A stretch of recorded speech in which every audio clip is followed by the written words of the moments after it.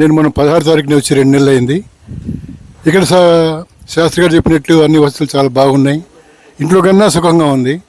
ఇక్కడ నాకు అన్నిటికన్నా బాగా ముఖ్యం కనిపిస్తుందంటే మగవాళ్ళకి లైఫ్ రిటైర్మెంట్ ఉంది 55 ఏళ్ళకో 60 ఏళ్ళకో. ఆడవాళ్ళకి 60 ఏళ్ళు వచ్చినా 70 ఏళ్ళు వచ్చినా వాళ్ళ చేతిలో గరిట, చేతిలో చీపురు అవి ఎప్పుడు అలాగే ఉంటాయి. వాళ్ళకి అది వదిలించాలంటే ఇక్కడికి వచ్చి ఉంటే వాళ్ళకి కనీసం కొన్నాళ్ళు అయినా కనీసం మన వాళ్ళు రుణం తీర్చుకునే వాళ్ళం అవుతాం. ఇన్నాళ్ళు వాళ్ళు మనం సేవ చేసి చేసి చేసి అరిగిపోయారు. ఇక్కడ కాస్త విశ్రాంతి పొందొచ్చు. మనం మేము 15 రోజులు ఉండొచ్చాం.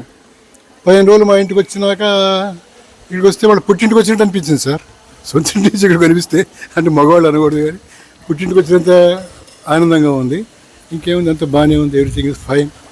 ఫుడ్ బాగుంది, వాతావరణం బాగుంది, అందరూ కూడా ఆనందంగానే ఉన్నారు. అందరి ముఖంలో సంతృప్తి కనబడుతుంది, అసంతృప్తి ఎవరి కళ్ళలో కనబట్టలేదు. ఇంతే నేను చెప్పేది. Thank you. ఇందాక నేను ఒక పాయింట్ చెప్తే మర్చిపోయానండి. ఇక్కడ వీళ్ళు టైంకి ఎట్లా భోజనం పెడుతున్నారంటే బ్రేక్ఫాస్ట్కి లంచ్కి 6 hours తేడా ఉంటుందండి.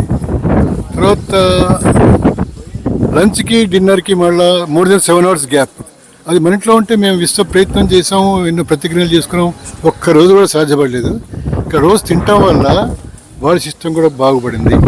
ఈ వాతావరణంలో వీళ్ళ ఫుడ్ హ్యాబిట్స్ ప్రకారం ఫుడ్ తింటూ వాకింగ్ చేసుకుని సఫిషియెంట్ టైం ఉంటుంది చేసుకుంటూ ఉంటే ప్రతి ఒక్కళ్ళకి ఒక 2-3 ఏళ్ళు ఆయుర్దాయం పెరిగే అవకాశం పుష్కలంగా ఉండటంలో ఎటువంటి డౌట్ లేదు.